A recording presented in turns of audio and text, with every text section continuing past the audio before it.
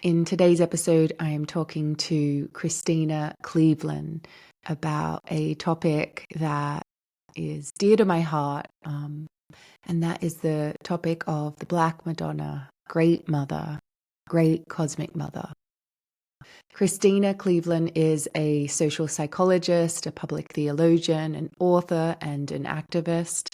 She is founder and director of the Center for Justice and Renewal, as well as its sister organization, Sacred Folk, which creates resources to stimulate people's spiritual imaginations and support their journeys toward liberation. She is also the author of the book, God is a Black Woman. At the end of this episode, you will find, as always, a guided soul inquiry to help you dive deeper into the topic of this episode, as well as receive intuitive guidance from the wisdom within you. I know how precious your time is, so let's jump in now, sharing a breath together and imagining that light in the center of your heart growing brighter and brighter, and really stepping forward now so we can deeply receive and be moved by the wisdom of today's guest, Christena Cleveland. Wow. Well, I'm so looking forward to diving in with you today in this conversation. It's such a big topic, and while I've been compiling my questions, it's like I feel like every question that I have is like a whole world in itself. And so, where I would like to begin for us is really for you, where did the call to the Black Madonna come from? Was it something that feels like it was always there, like you came in with it? Or was it something more like a conscious seeking? Hmm. Both and. So yeah, worlds, right? We could open up worlds with this conversation. So I'll say the latter first, the conscious decision. And as I'm now going and researching how lots of people have found the Black Madonna across time and Mm, around the globe, I'm learning that I'm not unique. So my conscious decision to reach out for the Black Madonna came from extreme pain and desperation. mm, Classic. Like mm, this was right when Trump first got elected, so it's a little bit deja mm, vu. mhm, But I was really reeling from the misogyny and the way mm, that the spiritual communities that I was a part of were really just apologizing and supporting him despite this extreme this blatant misogyny. And so mm, I'd kind of been okay with like low key patriarchy, mm, and seeing that play out in the world. But when I saw the blatant, I thought, mm, oh my gosh, there's a problem here. And up until that point, I had been doing a lot of work in spiritual communities, mostly Christian, but also some Buddhist and some like more avant garde spiritual communities around the problem of this white deity. But I hadn't done a lot of work around the problem of a male deity. And when Trump got elected, I realized I just don't have a problem with a white deity. I also have a problem with this exclusively male one. And how can I start to weave a dismantling of patriarchy into my own spirituality, in addition to dismantling colonialism and some of these other factors that I had already been a part of, or been on a journey. And so that's when I thought I just have to find a divine image, an archetype that can relate to both my experience as a Black person and also my experience as a woman. mhm, And it didn't take much time to find the Black Madonna. And of course, she's just a portal to deeper worlds, to other goddesses. And but she kind of felt accessible in a way because I do come from like a Christian background, and so mm, it was witchy, but not too witchy, and that kind of stuff. mm, Um, but as in 2020, I did a project. I turned 40 that year, and so with my spiritual director, I did a project where every single day for 365 days in that entire year, I was asking myself, how has the Black Madonna been wooing me across my 40-year life? Even before I knew to look for her, even before I knew that she existed. And now I know, as ever since I was a little girl, I would always hear a voice almost audibly, where I would kind mm, of be like, you know. And I never really told anyone because I didn't want people to think that there was something wrong with me. But I would often hear this, I'm right here, Christina. I'm right here. And that's really powerful because I heard it all throughout my childhood. And I lived in a home that there was pretty some sort of violent neglect, like so neglect. It's not just like, oh, you're falling through the cracks. It's like, no, we actually are not caring at all about your emotional state or your physical state. And so it's powerful to me that even in those situations, I could hear, her saying, "I'm here, like you'll discover me, or you'll become more conscious of me. But I want you to know that I'm here this whole time." And so that's really Mm, powerful. mm, I also experienced her a lot when I was a kid amongst redwood trees. Whenever I would find mm, a redwood tree, I would feel so seen and heard and held. And I mm, didn't know why, but I would just hug them because I just felt like, okay, I finally found my home. And then, mm. 40 years later, I learned there's an actual Black Madonna called Our Lady of the Redwoods. Oh, no way. I didn't know Yes. that. Oh, stop it. Oh my And God. so it's like, oh my gosh, oh my, She like, was so there. She was there. she was there and she was, Mm, the redwoods were at camp, summer camp. And so I would mm, finagle, negotiate, save up, trade my siblings, to get money to go to camp, to be there not just 1 week, but can I be there 4 weeks of the summer? Like, and there mm, was something in me as a 7-year-old, 8-year-old, 9-year-old who's like, I want to be here. This is where I feel seen. This is where I feel safe. And I couldn't mm. name it, but it was like, I mean, everyone in my family was like, the only thing Christina wants to do is be at summer camp longer than anybody else.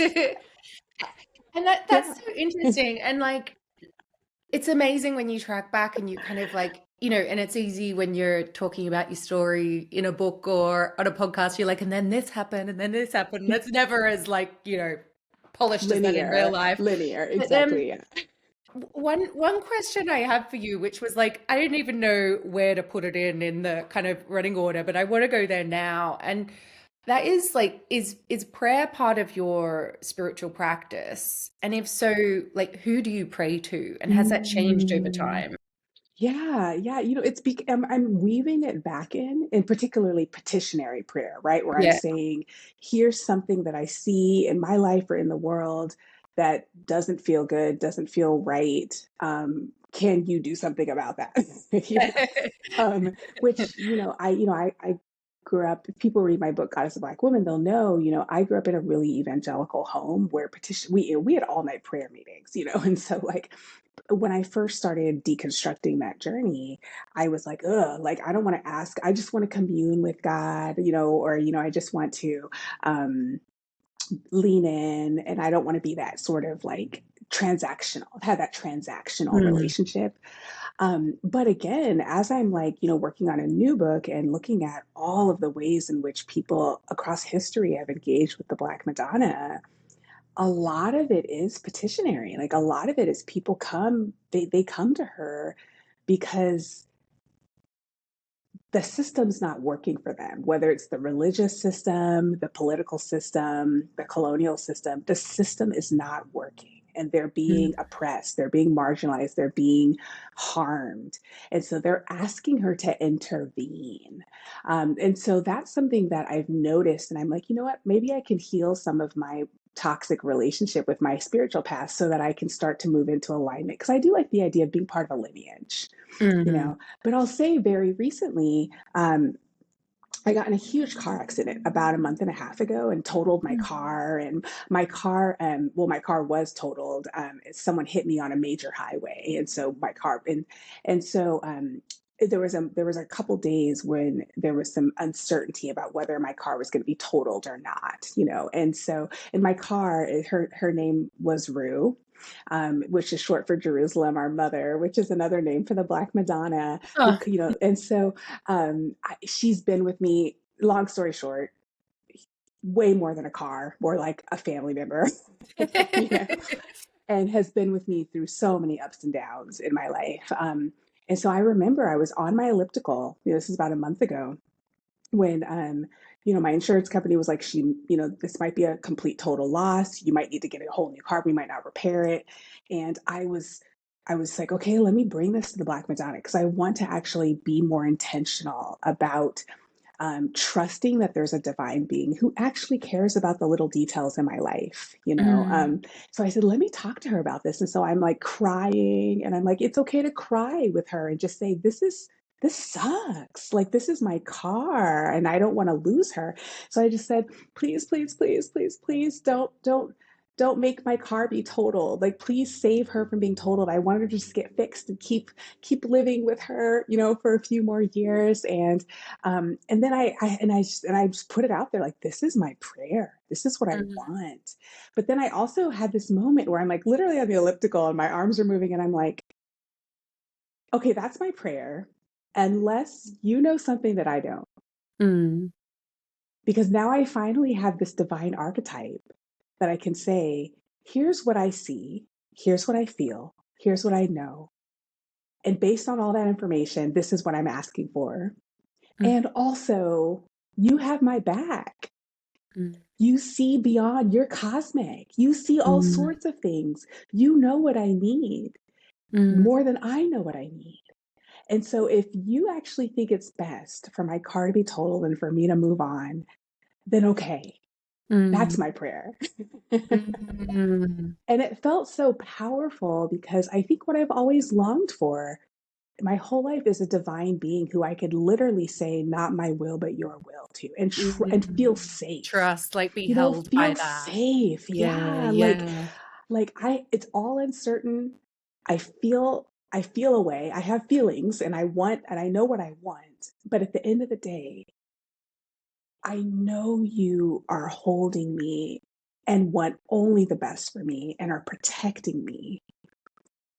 And you also like know things Mm. Well, I think about it's what I need that I don't know. And yeah. so, and I surrender. And it's not this like I'm forcing myself to surrender, but it's like, no, like you are only love. And so, okay, even for something that I hold so dearly and I'm literally crying at the thought of losing, okay. And that felt really powerful to me to finally have that possibility spiritually. I've heard you say you mentioned the redwoods, which is Yeah. like for me the earth, the soil, but also the cosmos. Mhm. And can we talk about the vastness of her? Because I struggle Oh, to put it into words. I feel like for me, right? she comes like I smell the damp earth, but I also feel the expanse of the void of everything. Like the That's what I womb is like the womb of love. everything.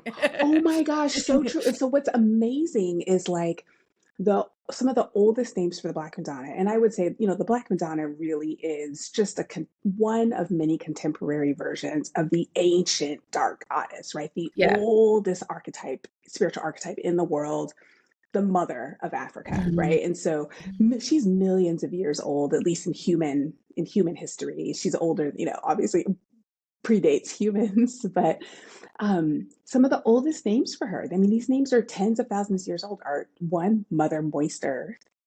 So extremely imminent, extremely right here. We can Mm. touch, we can feel. She provides the nourishment for our bodies, you know, and also the Queen of the Cosmos. Or another, like Mm. more grandiose one, is the Lioness of the Sacred Assembly. Ancient, these are ancient terms. Or another ancient one that's the container of the God whom nothing can contain. Mm. And so you get this like amazing vastness. And it's like, I can imagine her roaming the cosmos, the earth being just our galaxy, just being one little speck. And she's keeping an eye on everything and juggling all the balls and somehow knows how to be present to me in the US and you. Are you in Australia? I'm Or, Australian, but I but live in the UK. you're in the UK. Okay. And so, yeah, I was wondering about the timing of this conversation. It's like, is it like In the void of night I come. in the, yeah, exactly. Like the Black Madonna. But yeah, so I mean, it's amazing to me that she can be, she's incredibly eminent and cares about like the boo boo on my elbow Yeah, yeah. or my little car, you know what I mean? And then she also is like, she's intervened to like stop colonial regimes at Right. times, like she's it's amazing. And one of the things, and this is why I really connect the archetype of the Black Madonna to Black women, because Black women, I mean, if you want to get a job done well, call a Black woman. Black women get it done, you know? And so this idea of um, juggling a lot of balls, being able to navigate complex systems, being able to find a way when there really is no way, to me is just another way that she helps us to honor and respect Black women and all that Black women are doing in the world for all of our wellness, not just for some of our wellness. And so, but it's astounding when I think about her being this very immanent divine being and also extremely transcendent, Mm. and she somehow is able to, she can have so many pots on the stove and handle it all. It's really interesting because I think that like mother is that too, like particularly birthing a baby. Like you Totally. literally, from my experience of it, you're like literally ends of the cosmos, but never more fully here in the ecstasy and agony of life. Like it's both all at once, you know? Yeah. Yeah. Yeah. And also just the multiple roles that are being played, in Mm, mothering. And there's a really cool story about Artemis, the ancient goddess who's also connected to the Black Madonna and in the lineage of the Black Madonna, that, when she was born, she was a twin. She came out mm, first. She midwifed herself, then turned around and midwifed her twin brother. And that's like this idea of doing all the things. And one of the things I like is that when I finally connect with a divine being who truly can hold it all, like I honestly mm, believe she can, then I don't have to play God. Then I can mm, let go. I can say, okay, first of all, I can rest. I can take a deep breath. And then second, I can say, what would you have me to do? I don't mm, have to save everybody. I don't have to. When I was younger, I would get so caught up in like showing up at everything. If I don't say it, it won't get done. If I don't protest it, it won't get protested. If I don't fix it, it won't get fixed. And it's just exhausting. And that's often mm, something that women, and particularly Black women, have to do, right? It's like if we don't hold it all together, it won't be held together. And mm, so I found myself playing God all the time. And I have autoimmune diseases to show for it. mm, This is what happens to many women, right? We mm. we start, our bodies I've never eventually break thought of down. it like that, like with that phrase. I want you to say it again, playing God. Yeah. So If she's, is yeah. that like Mhm. like because we don't trust that there's anything holding us, so we have to Yeah. hold it all. We have to hold Yeah, it all wow. together. And the fact that Mm, she's holding the cosmos, mm, and also holding our individual scenarios with care. Like it mm. allows me to breathe. It allows me to actually release my pelvic floor. Oh my you know? God. Oh, I don't even have to hold myself in. Like Yeah. I can, oh, wow. And that's where I love the imminence of the earth. I can literally go and sit in the grass. And Mm, an older woman taught me to like just go and, go somewhere where it's relatively private so you're not freaking anybody out, but put on a long skirt, no underwear, and just go and sit in the mm, dirt and mm, allow your entire pelvic floor to connect with the mother and be reminded she's holding you in this way. mm, And take a deep breath. Okay, what mm, am I holding that I don't need to hold on to because she's holding it? And I'm just holding on to it because I think that I still need to be like a little God mm. in people's lives. And we all have pain, right? I mean, we all have like real things, like real people that we care about that we want to save, like we all have. I mean, in my book, I talk so much about my sister who lives with extreme debilitating mental health cycles, like we all have real opportunities to go in and try to play God. Mm, And I found that she really helps me to release the need to control the outcome. That way I can actually be useful and kind, right? right. And kind. and kind and not just controlling and you better do this and da da da da, but Yeah, just yeah, like micromanaging the universe. right? Yeah, Like yeah, nobody yeah. asked for that. Right, right. It's interesting what I'm you had me at pelvic floor, right? I've had a whole pelvic Right? floor journey myself, post kids and all of that. And I actually had quite a life-changing moment when I had my daughter and I actually had pelvic floor prolapse and she had a pelvic condition. It was like, Oh. oh my God. And I'd done so much motherline healing work. It was almost like right at the end, and it was my first daughter. Mm. Anyway, my mum ended up coming back from Australia over here, and I had Mm. this moment, which, like, to me, it's that same energy that I feel when I'm sitting at the feet of a Black Madonna, where Mm. it was like a cluster feeding night, meaning babies up like every 20 minutes or whatever, Yeah. and I'm feeding her, and then my mum comes in and just sits there watching me feeding her. And then I finish feeding her and I put her down, and mum stands up to leave. And then she takes a moment and says, actually, I'm just going to sit down here just a little bit longer. And Mm. basically, I'm watching over my daughter, and my mother was watching over me, watching over my daughter. Wow.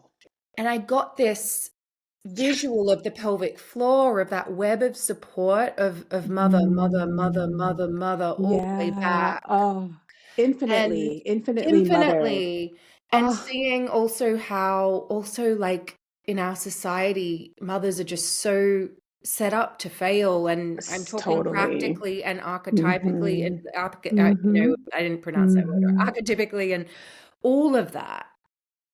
And yeah. And so, Mm-hmm. you wrote this beautiful thing the other day. I got your email, which I Mm. thought was really moved me, and I'm gonna quote you here. Though the Black Madonna is often housed in Catholic churches, no religion, institution, or people can claim or contain her. She belongs to all of us. She stands in the wasteland with us, reminding us that God herself has never forsaken us. Can you share a little bit Mhm. about that? Yeah, yeah. Well, I mean, as I go and I read these stories, I'm living in Cuba right now, and I'm living in Oh, seven.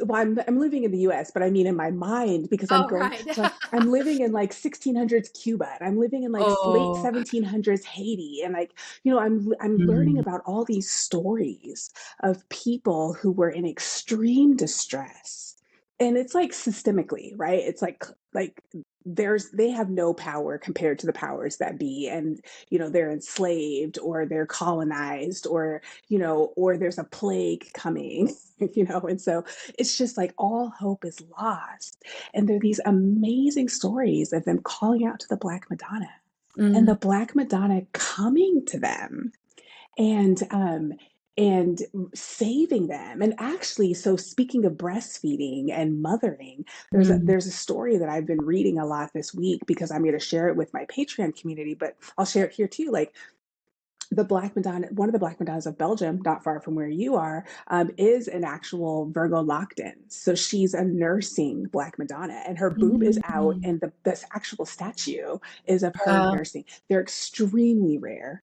And Mm. there are only two Black Madonnas that I know of out of the 450 or so that are these Virgo lactans. But what's interesting is they're some of the oldest images of the Black Madonna. And so the other one's in Portugal, and the statue itself is probably 2,000 years old. And Wow. so, yeah, and so there are these very old images. And what's amazing about that particular Black Madonna is this whole village was under siege during a war, and they were just lobbing cannonballs. This is like in the 1500s. They're lobbing cannonballs at the entire village. And the Black Madonna, according to the story, leaves the church, and this Virgo Lactans, who's literally nursing, leaves the church, goes and stands at the city walls, and starts catching cannonballs with her bare hands. Wow. And that's what I mean, where it's like she's standing in the wasteland. Like, they're dodging Mm. all these cannonballs. And she's like, I'm not going to hide out in the church. My people are out there getting plummeted. They're getting Mm. bombarded. They're getting bombed out by society. I'm going to go and join them. And while I am breastfeeding my child, I'll be catching cannonballs. And so actually in the church, if you go visit, there's 40 cannonballs that they've collected that are in the church with the Black Madonna as a reminder Whoa, that when the what a cannonballs are potent visual. right, like that's what I mean. And if you hear these Wow. stories across history, across the globe, that's what all the stories are. When the times get tough, she shows up. She Mm. doesn't explain. She doesn't say, "Oh, you need to have more faith." She doesn't get distant like the patriarchal God. She doesn't blame the victims. She's just like, "Oh, they're coming for you with the cannonballs. I'm going to come out there and remind you that I'm with you, and I'm also going to save the day." The whole village was saved. Wow. Yeah. And it's like you hear that over and over and over again. And so, people always ask, are these stories real? Da da da da. I don't know. I'm like, here's what matters to me. What matters to me is that people across the globe, across history, who have not talked to each other, Yeah. have the same understanding of the same divine archetype. Yeah. That is so powerful to me. And a divine archetype who undeniably stands with the oppressed and the marginalized, who never blames the victim, who never, that is so powerful to me. And when I think about her, people are like, oh, do you think she's real, like in the literal sense? And I'm like, it doesn't matter. Mm. I'm a softer, kinder, more courageous person when I believe in her. Mm. When I believe that God has not forsaken me, God herself has not forsaken me. And that's when Mm. I actually can get rooted enough in love to get serious to do the work of building community and protesting and fighting back. And I think a lot of what colonialism, patriarchy are designed to do is discourage us and divide us. Mm. And more often than not, like you hear these amazing stories about the Black Madonna, coming in and catching cannonballs. But just as often, the stories of her empowering the community to come together and Mm. fight for themselves. And Mm. I think that's another powerful way that she works by bringing us together. And we get to become the body of the Black Madonna Mm. by listening to each other, by collaborating, by seeking hope together, by planting Mm. seeds of hope together. She reminds us that we're not alone. She's with us, but also we're with us, and we're in her lineage. If she's the Black Madonna, I'm her kid. If Yeah. she can catch cannonballs, I can catch cannonballs. Especially if I gather with my community and we work together. And so there really isn't any reason to lose hope as long as we're with her Mm. and with each Mm. other. So it's so powerful. Yeah, she stands in the wasteland, and there's so many amazing images of Black Madonnas. Like even the we do this like monthly Black Madonna community circle on Zoom. And last summer, yeah, one of the and every month we talk to it, we like talk about a different Black Madonna and kind of like commune around a different Black Madonna. And the Black Madonna, there's several Black Madonnas in the Philippines, but the most famous one is the Black Madonna Piat. And she's like a queen. Like she looks like a rock star. Like she's like super opulent. And they all vary. Some of them look poor. Some of them look really rich. Like, and she's one of the ones that's just like, whoa, like this is like, but she has all of these golden burrs. They look like, it's hard to explain, but they look like jewelry. But if you actually go and do research on her, they're actually burrs, like weeds, like the burrs from Mm. Oh weeds in the yeah. fields. Yeah, because the people say she's the queen, but these burrs are on her gown because she walked through the fields to get to us. Mm. She's in the fields with us with the birds. So even though she's the queen of the cosmos, we want to make sure that we remember that she's with us, and she comes to visit us, and she walks through the fields. And it's a very agricultural country in general. And those birds are only in the Philippines, like the specific ones that are on her gown. And that sense of, yeah, she's with us. Like even when she's queenly, she's with us in the fields, in the wasteland, whatever it is we're facing, she's with us. Mm. It makes me think of how, say, like in Montserrat, where you've got the venerated Hmm. her in the Hmm. basilica, but then in the cave, like down the mountain, there Hmm. she is. And Totally. like, what was your experience in Montserrat, like of the two? Yeah, yeah. I loved both. That's the Yeah. thing. It's like I love to see her exalted, and I love it when like hundreds and thousands of people, are there looking at her. But I also love to be reminded, and I think that's typical for many of the like I call them megadonnas, the like super black madonnas, but like um Would you consider that a megadonna? she's a megadonna for sure. Yeah, yeah, Megadonna. yeah. She's a megadonna. Yeah. And I'd say there are like 4 or 5 megadonnas, and Yeah, they're the yeah, ones yeah. where it's like, it's not just, it's a tourist attraction too. Like, if you go Yeah, to yeah. Montserrat, it's like, So oh, different. yeah, Yeah. it's so different than going to like a little out of the way Black Yeah, yeah, Madonna. Yeah. yeah. And, but I also love that even in those like bigger, more touristy spaces, there are these very humble, personal, where it's like, no, someone who was really devoted to her, who didn't have any money, carved out this space. Right. And I also get to drop into that lineage too Yeah, of, yeah. she's again that she's a boss. She's the queen of the cosmos, and she's also right here in the caves of our Yeah. lives where life is Yeah. dark and uncertain and rocky. And even the name Montserrat means jagged rock. And so Mm. I like to think of her as the queen of the space between a rock and a hard place. Because when life is jagged and rocky, I often turn to her because she knows how to be the queen of the jagged mountain. Mm. Yeah, she's that Black Madonna. She cracks me up. There's so many good stories about her. Oh, that's awesome. Saving the day and being Oh, really petty and salty, and it's great. oh, that's awesome. Yeah. The the first Black Madonna that I saw, like in real life, Hmm. was, I know you're leading a pilgrimage to France this year. Yes, yeah. Yeah, Hmm. the Black Madonna in Paris, Our Lady of Good Mm, Deliverance, isn't it? yeah. Yeah, Hmm. yeah. Yeah. And I call her, my nickname for her is Our Lady of Fuck Around and Find Out. Yeah. Tell me what you mean by that.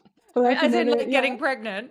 Yeah, no, yeah. No, so okay, no, so yes, that, but also there's another reason. So the reason why she's called, which you probably know, but the reason why she's called Our Lady of Deliverance by the Catholic Church is because she has been associated with helping women, people with uteruses get pregnant, and or deliver their babies safely. And of Mm, course, now that matters, but of course, back in medieval times, a lot of people didn't make it, through pregnancy. mm, mm, And so she's oftentimes like, people would go to her and say, help me get pregnant, or also survive a pregnancy and the baby too.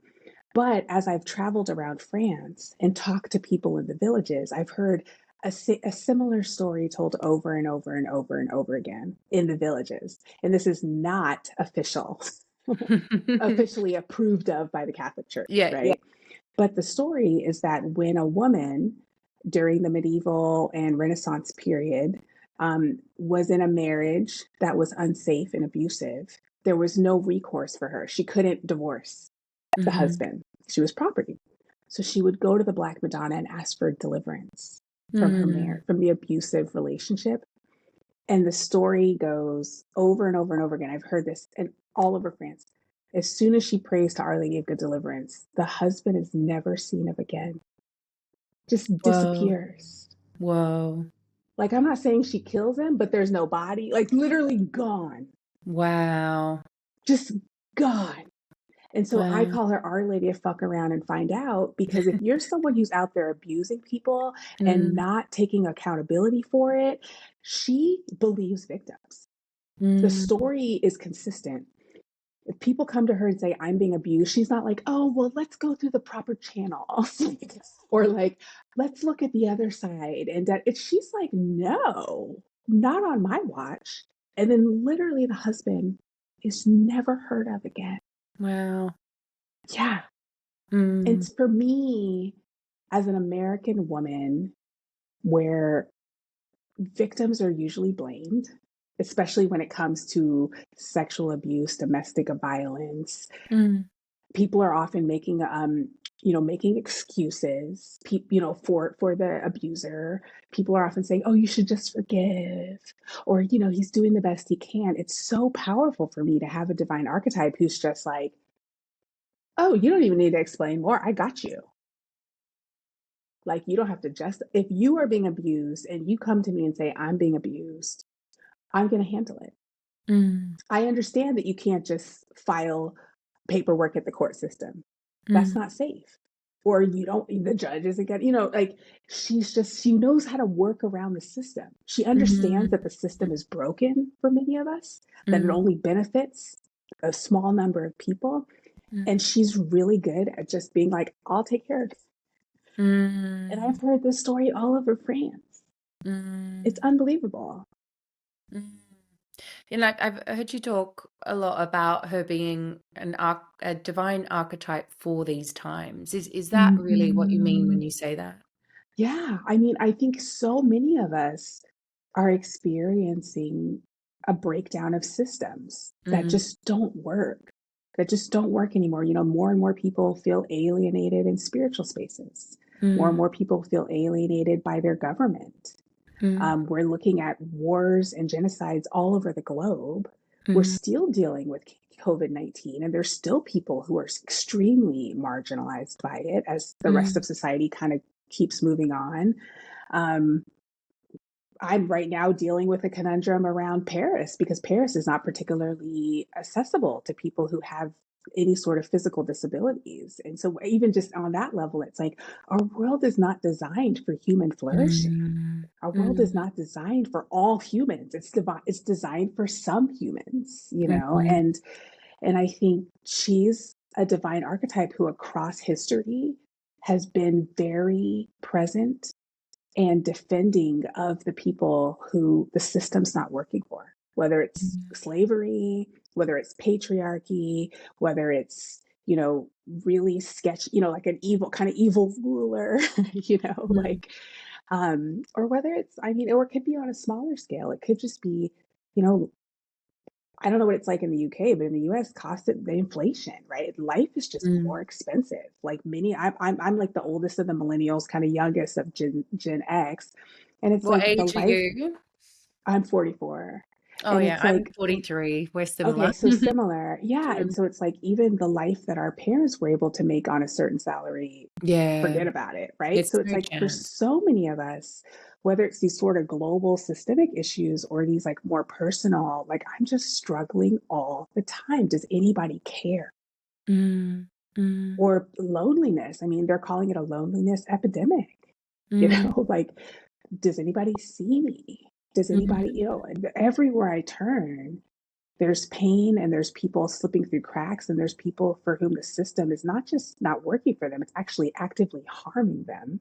mm. And the Black Madonna across history is the person who always should. That's the divine archetype. And there's so many stories too where like communities will have multiple divine beings, but then when it gets real serious, they call the Black Yeah, Madonna. who you're really gonna call? Exactly. They'll be like, we could call this saint, this God, that God, but no, no, no, no, Oh no, no, no, no. no, no. It's serious. So let's Serious. call the Black Madonna. Yeah, that Yeah, happens all the yeah, time where it's so obvious that they're choosing very carefully who they're calling out to.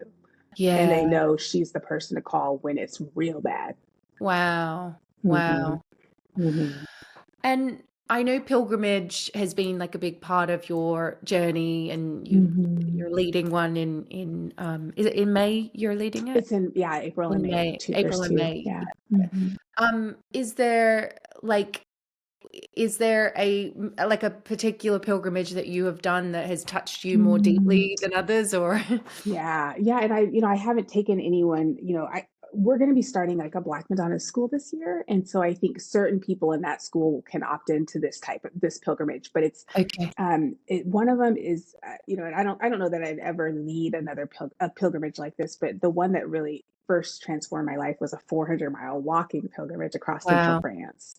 And that's when I went to visit 18 Black Madonnas in these tiny mountain villages. And I've returned to that part of France every year since then, except for Mm, COVID, like 2020.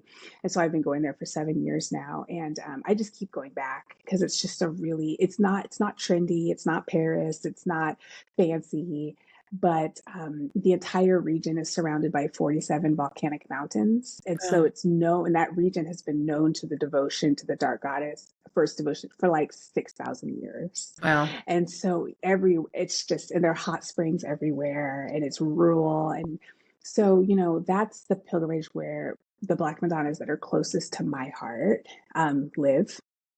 And so I would love to take people, you know, but that's probably people who are like pretty leaned in, because it's Mm, pretty out of the way, and you have to really navigate spaces that are not designed for tourists, like Paris, you know.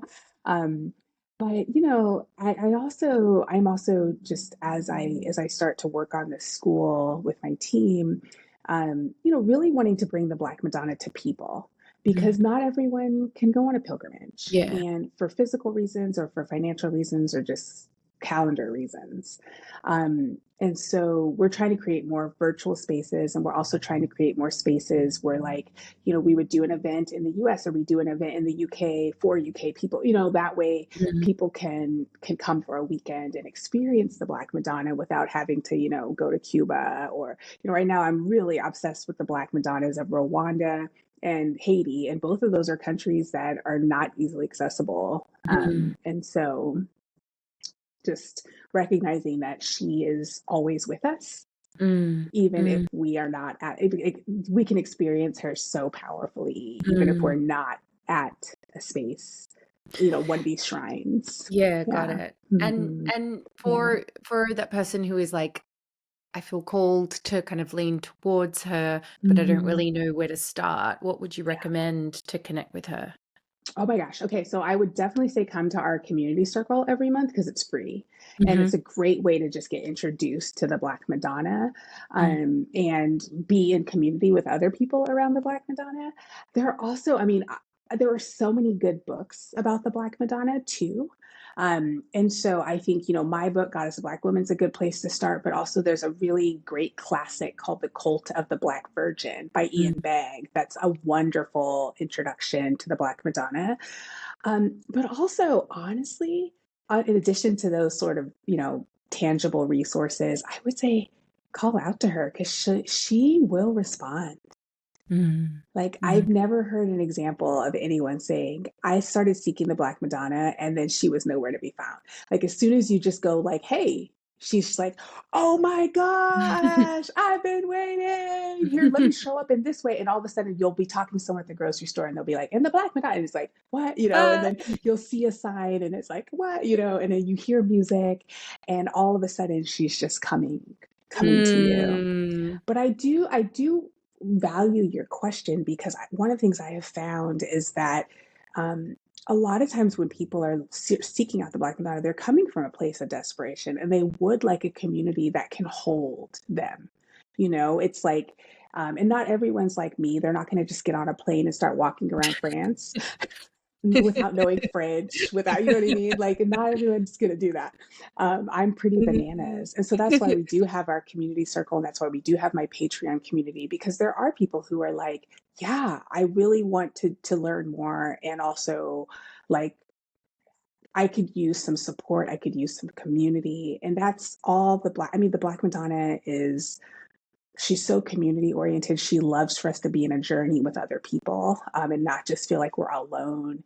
And then also she's an awesome mother. She's like, here, let me show you this thing. Let me like support you as you grow. You don't have to just figure this out on your own. Like, you don't have to learn how to tie your own shoes. So you don't have to learn how to eat with a fork on your own. Like, we're going to provide, she wants to provide that space. And so I think a lot of what we're going to do with our school and what we're starting to do with the community circle is just, how can we be the Black Madonna for people who are drawing near to the Black Madonna? How can we say, hey, here's some prayers that you can consider if praying feels good to you. Here's some mm, embodied activities like going for walks and touching the earth that you can consider if that feels good to you. But I think what's tricky about the Black Madonna, not tricky, expansive and awesome, but given our limitations feels tricky, is that she's not into doctrine and dogma. And she's not like, you yeah, have to do this, this, this, this, and this. And there's only one way to look at me. And like, it's like, no, actually, everyone is a priest to the Black mm, Madonna. mm, And no, there are people like me who have somewhat of a platform and have books and things who more people get to hear what I think. But what I think about the Black Madonna is not more true than what anybody else thinks. Oh, I love that. It And reminds me yeah, like, when I saw one Black Madonna, I was just like blown away by this man. It was like this, he would have been 60, 70, and he basically he pretty much he was a local guy. Pretty much like pushed in front of everyone, but it wasn't rude. It was like his devotion, and he just like literally like kissed her feet like it was like so much passion, so much intimacy, reverence and respect. And it was like, oh my gosh, it was just pure, alive passion. And it just blew mhm, my mind because it was just so polar to, how you have to sit in church and what you should say. And totally. you know what I Mhm. mean? Yeah. Yeah, and that reminds me because that vibe is very similar to how I've seen people experience the Black Madonna in Italy, which Yeah. then Yeah. also makes me think of Alessandra Belloni, who's an amazing Black Right. Madonna teacher Yes. who totally comes to the Black Madonna through like tantric dance and tambourine. And I went on pilgrimage with her a couple of years ago to the Naples areas, Oh, yeah. the Black Madonna. And like she's so fun and sensual and like in her whole way of connecting to the Black Madonna is literally like how sexy can we all be? And how passionate can we all be, you know? Yeah. And she is so I think it's true. Like and that's what I love. I think, the Black Madonna is like, all of you are my children. Mm, All of you inherently know how to talk to me. All of mm, you inherently know how to embody me. But patriarchy has taught you that if you don't have degrees or you're not in charge or whatever, that you don't have you don't have access to wisdom. And so I think the challenge is that, helping people see how you experience the Black Madonna is your Bible, is your mm, gospel, is your whatever, and yes, there might be people who facilitate some of these, but there's no such thing as hierarchy in the Black mm, Madonna. There aren't some people whose truth about the Black Madonna is more true than other people's. And mm, I think she wants to empower all of us to trust our bodies, mm, to trust our inner wisdom that maybe has been stifled and cut off for so long that we don't even know it exists. mm, And so people, often say, like, tell me how to pray to the Black Madonna. I'm like, well, what do you want to say to her?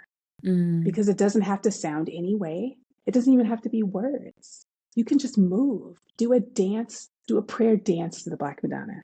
mm, Get mm, some drums, mm, drum it out, you know. mm. Um, write, draw, Mm. it's so not prescriptive. Yeah, And I think that can be beautiful. intimidating to people. But at the end of Mm, the day, it's all it's empowering.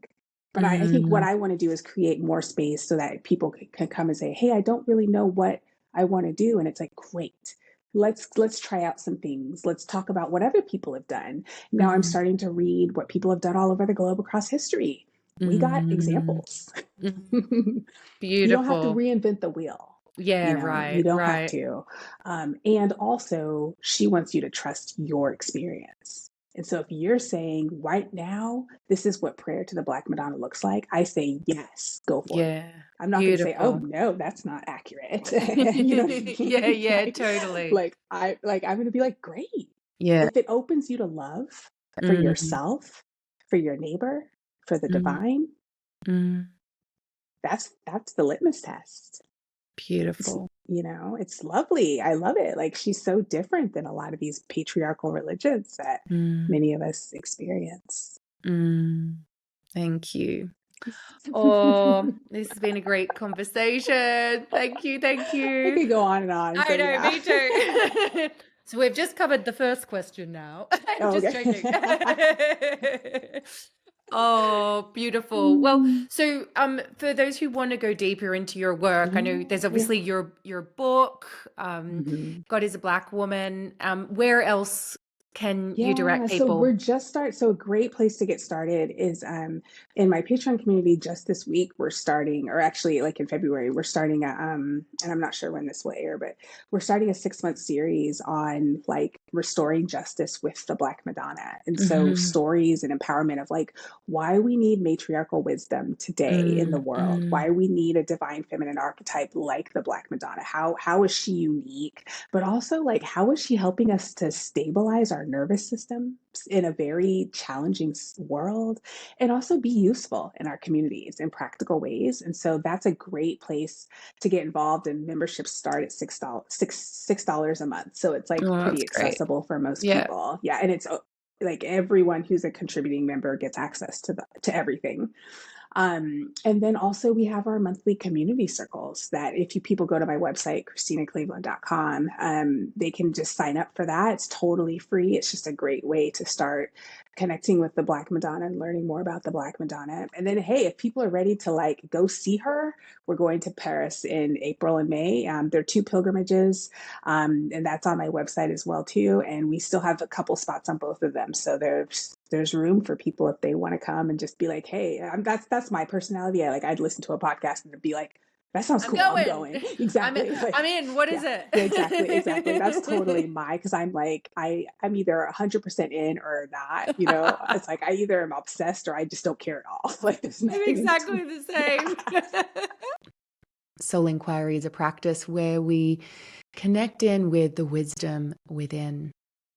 Today's Soul Inquiry prompt is: what message does the Black Madonna have for you?